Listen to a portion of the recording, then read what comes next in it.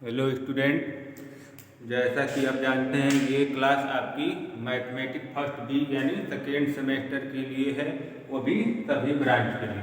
तो आज से हमारा जो है मैथमेटिक्स क्लास स्टार्ट हो चुका है। आज हम लोग पढ़ेंगे इंटीग्रेशन, जो चैप्टर 1 है आपका। ठीक, तो सबसे पहले जानना होगा कि इंटीग्रेशन क्या होता है और कैसे करते हैं। तो जैसा कि आप इससे पहले डिफरेंशिएशन यानी कि अवकलन पढ़ चुके हैं, तो ये अवकलन की जस्ट रिवर्स प्रक्रिया है, उसकी उल्टी प्रक्रिया है। जो चीज़ हमने अवकलन में किया है उसका जस्ट उल्टा हमको इसमें करते जाना है, यानी जो भी हमने प्रक्रिया किया है अवकलन में उसका उल्टा होगा। जैसे कि आपने पढ़ा था डी बाई डी एक्स के पावर 4 या कुछ भी पढ़ा था, इस तरह के सवालों को आपको बताए थे क्या करना होता है। तो सबसे पहले जो पावर है यानी इस पावर को लिखना होता है यानी 4। अब इसको क्या करना था, इस x के पावर 4 को लिख देना था, तो x के पावर 4 और इसमें से एक माइनस करना होता था। तो यहाँ करते थे 4x के पावर 3, ये आंसर हो जाता था हमारे लिए था अवकलन। अब देखिए समाकलन में क्या होगा, तो हमको जो यहाँ आंसर आया वो हमको दिया रहेगा और इसका आंसर जो है ये हो जाएगा। तो ये आंसर दिया रहेगा तो देखिए क्या हो जाएगा 4x और हमको देगा 4x का इंटीग्रेशन करना है x के रिस्पेक्ट में। अब यहाँ देखिए यहाँ क्या करते थे, इससे गुणा करते थे। अब यहाँ जो रहेगा इससे भाग देना होगा। ठीक, तो अभी समझिए आगे प्रक्रिया समझेंगे। तो ये 4 यहाँ गुणा हो जाता है, 4 से गुणा हो जाएगा। अब ये जो पावर है x के पावर 3 को लिख देंगे x के पावर 3 और इसमें क्या करना होगा, एक ऐड कर देना होगा। यहाँ माइनस करते थे तो यहाँ ऐड करना होगा यानी 4। अब देखिए यहाँ जो पावर होती थी 4, इसी से गुणा करते थे। अब इसकी पावर 4 यानी ये पूरा 3 धन 1 करना होता है, यानी जो प्रक्रिया इसमें अपनाए थे उसका उल्टा। यहाँ देखिए इससे गुणा किए थे, इसके पावर से यहाँ भाग देना है। ठीक, यहाँ गुणा किए थे तो यहाँ भाग देना है। तो देखिए 3 1 4 हो जाएगा और ये 4 से 4 क्या हो जाएगा, यहाँ कैंसिल हो जाएगा। आंसर बचेगा x के पावर 4। देखिए x के पावर 4 यहाँ अवकलन किए हैं तो ये आया। इसका जब हम समाकलन किए हैं, इंटीग्रेशन किए हैं, तो x के पावर 4 आया है हमारा, x के पावर 4 आया है। यानी जो समाकलन, जो हमारा समाकलन है वो अवकलन की क्या है, उल्टी है, यानी कि रिवर्स प्रक्रिया है, रिवर्स एक्शन है एक तरह से देखा जाए तो। अब आगे भी देखेंगे, जो भी आपको मिलेगा वो सब रिवर्स ही फॉलो करेगा। जैसे हमने पढ़ा था साइन x और cos x, साइन x और cos x को पढ़ा था। तो साइन x का हम यहाँ पढ़े थे, तो साइन x का अवकलन पढ़े थे डी बाई डी एक्स। क्या आया था, cos x, क्या आया था, cos x आया था, क्या आया था, cos x आया था।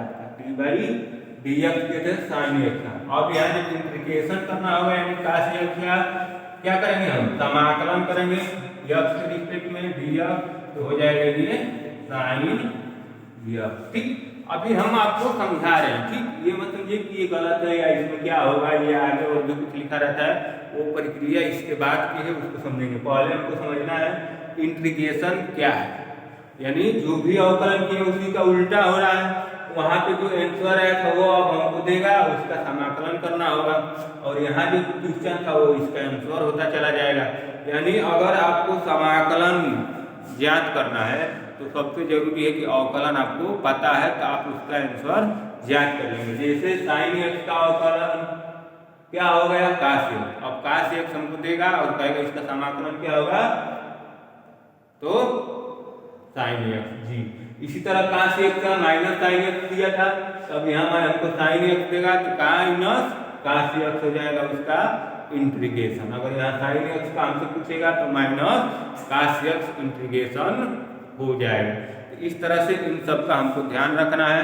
अब log x का पढ़े थे आप, अगर यहाँ log x कर दें तो log x का क्या होता था, तो 1 बटा में x होता था।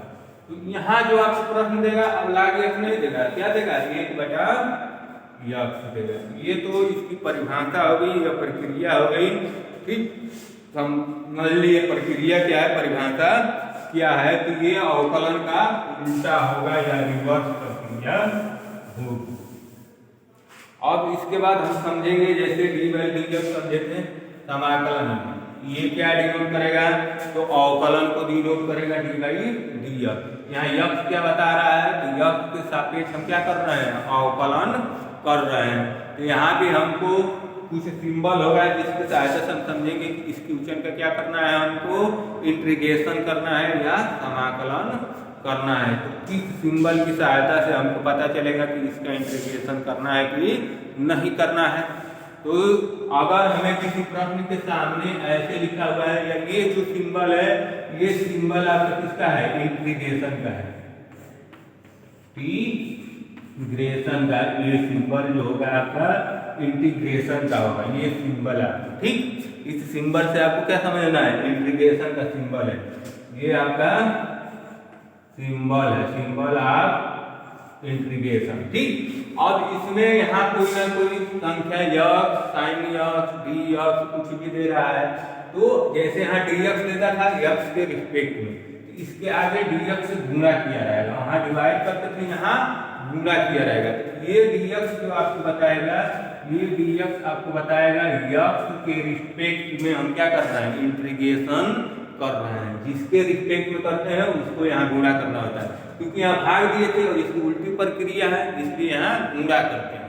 वहाँ भाग यहाँ गुणा, वहाँ गुणा होता था यहाँ भाग हो जाएगा, जो चीज जस्ट इसकी उल्टी होती चली जाएगी। ये हो गया यक्स के सापेक्ष, यक्स के सापेक्ष समाकलन कर रहे हैं, समाकलन या इंटीग्रेशन कर रहे हैं ठीक। तो ये आपको सिंबल बताएगा कि इंटीग्रेशन करना है और ये बताएगा कि यक्स के सापेक्ष करना है, टी के रिस्पेक्ट में, अगर डी टी हो गया तो टी के रिस्पेक्ट में, डी वाई हो गया तो वाई के रिस्पेक्ट में, यहाँ जो रहेगा उसी के रिस्पेक्ट में हमको करना है। इस बात को आपको भी ध्यान रखना होगा। तो आइए आप समझते हैं इसमें अगला दो प्रमेय या दो थ्योरम जो अभी से शुरू हो जाएगा, जैसे आपको 4x क्यूब दिए थे ठीक। तो ये दो आप समझिए इंटीग्रेशन क्या होगा, इंटीग्रेशन किसे कहते हैं। तो इंटीग्रेशन जो है किसकी उल्टी प्रक्रिया है तो डिप्रेशिएशन यानी कि अवकलन का, जैसे जैसे अवकलन किए हैं उसी तरह से समाकलन उसके उल्टा होता चला जाएगा। दूसरी चीज हमने पढ़ लिया, इसको किस सिंबल से पहचाना जाएगा, इसके रिस्पेक्ट में हम समाकलन कर रहे हैं उसको समझना होगा। अब आगे हम लोग समझेंगे इसमें कुछ थ्योरम या प्रमेय के बारे में। तो पहला जो है फैक्टर वाला है कि अगर किसी इंटीग्रेशन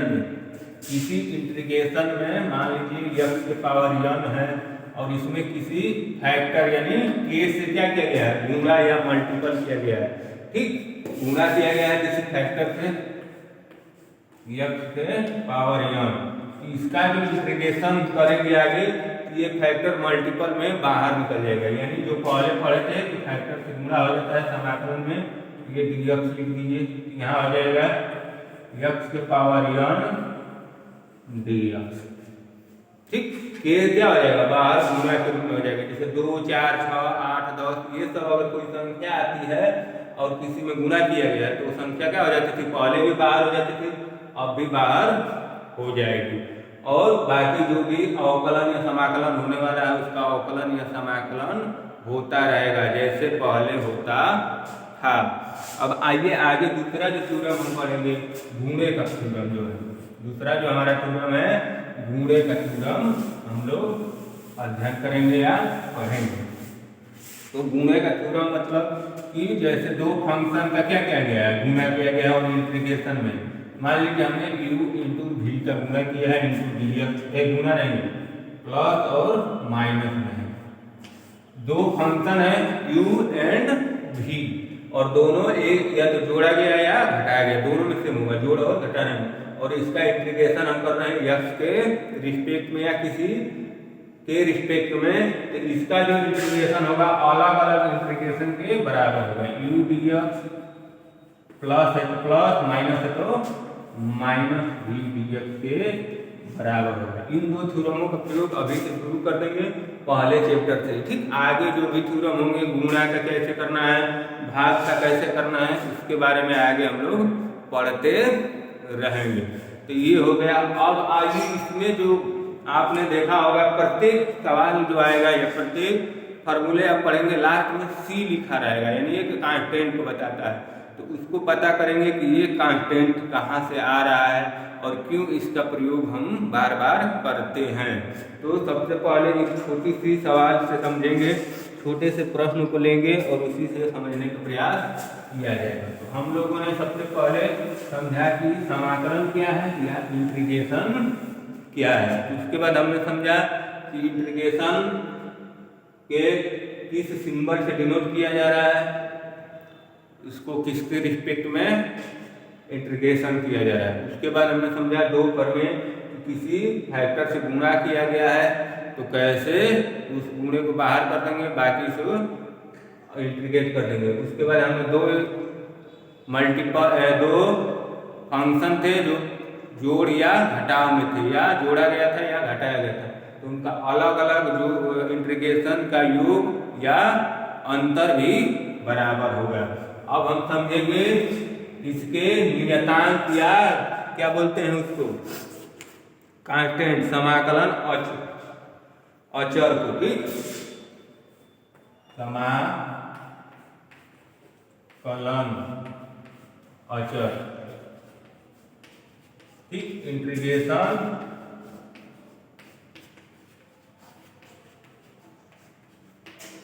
कांस्टेंट अचर के बारे में। कांस्टेंट जो सी से हम लोग डिनोट करेंगे। तो जैसे कि आपको हमने बताया अभी, देखिए इस साइन एक्स जो होगा इसका डी बाई डी एक्स करेंगे तो कास एक्स मिल जाएगा, और कास एक्स का इंटीग्रेशन कास एक्स डी एक्स करेंगे तो हमको मिलेगा साइन एक्स। तो इन दोनों कंडीशन में तो कोई दिक्कत नहीं है, हम मानते हैं दोनों सही है। लेकिन अभी यही सवाल यहाँ हो जाता plus four sine x plus four. पहले था साइन एक्स का अवकलन किए कास एक्स, डिफरेंशिएशन किए तो कास एक्स हमको मिला, तो कास एक्स का हमने इंटीग्रेशन कर दिया तो साइन एक्स हमको मिल गया। यानी इसका हम इंटीग्रेशन करेंगे तो ये मिलेगा, इसका अगर डिफरेंशिएशन करेंगे तो ये मिलेगा। ठीक था, यहाँ तक कोई दिक्कत किसी को नहीं था, कोई परेशानी कोई तकलीफ नहीं थी। लेकिन अब हमने कहा कि साइन एक्स प्लस फोर है हमारे पास, साइन एक्स प्लस फोर है।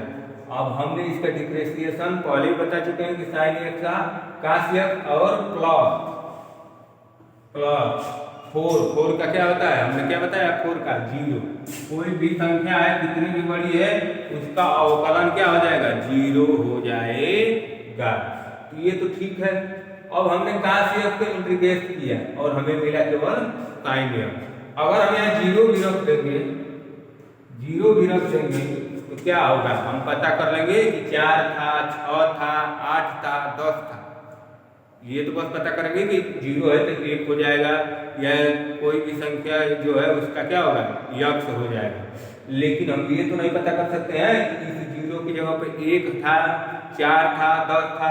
अगर यहाँ 10 भी रहेगा तब भी ये जीरो होगा, ये जीरो होगा। लेकिन इस 10 का तो हम जानते हैं कि जीरो होगा, 20 का जीरो होगा। लेकिन इस जीरो से हम कैसे पता करेंगे कि 10 है कि 20 है, बात समझिए। इस सवाल में साइन एक्स प्लस 10 दे रहा है तो कास एक्स प्लस 0 हो जाएगा। साइन एक्स प्लस 20 दे रहा है तो कास एक्स प्लस 0 हो जाएगा। लेकिन हम कैसे जानेंगे कि इस जीरो का मान 10 है कि 20 है, यानी यह पता करना मुश्किल है कि जीरो होगा क्या होगा। तो ऐसे कंडीशन में हम क्या करते हैं, इसमें एक कांस्टेंट जोड़ देते हैं और वो कांस्टेंट C कहलाता है, वो कांस्टेंट C कहलाता है। और यही कांस्टेंट बताता है कि जीरो का मान कुछ भी हो सकता है जो निश्चित नहीं है, और इसी कांस्टेंट को हम लोग कहते हैं समाकलन अचर। और ये सी क्यों लिखे हैं, क्योंकि इस जीरो का मान हमको पता नहीं है कि एक के लिए जीरो हो गया था या दो के लिए, क्योंकि जीरो तो कोई भी संख्या है, एक है, दो है, तीन है, चार है, पाँच है, या 1000 या 2000 रहे तब भी ये क्या होगा, जीरो ही हो जाएगा। तो हम इस जीरो से हम ये नहीं पता कर सकते हैं कि यहाँ पर एक था 10 था, इसलिए हम एक कांस्टेंट सी लिख देते हैं जो ये बताता है कि इस जीरो की जो हम इंटीग्रेशन करेंगे वैल्यू होगा। तो इसी सी को हम लोग कहते हैं इंटीग्रेशन कांस्टेंट या समाकलन अचर कहा जाता है। तो हमने समझ लिया। अब ये सी प्रत्येक फॉर्मूले में लिखा हुआ मिलेगा। तो क्या है, एक समाकलन अचर है, समाकलन अचर है। इतना ठीक है आज के लिए। Thank you class. और आप इसके बाद आपको ग्रुप में भेज दिया जाएगा सभी क्वेश्चन जो है फार्मूले, आपको उसको क्या करना है, नोट डाउन कर लेना है और याद रखना है, क्योंकि उन्हीं से अब आगे सवाल आपको हल करना है। इसमें अब इससे ज़्यादा कुछ नहीं है। कल हम लोग क्वेश्चन को सॉल्व करेंगे और समझेंगे कि क्वेश्चन को सॉल्व करने के क्या तरीके हैं, क्या अप्रोच है। आज के लिए थैंक यू क्लास।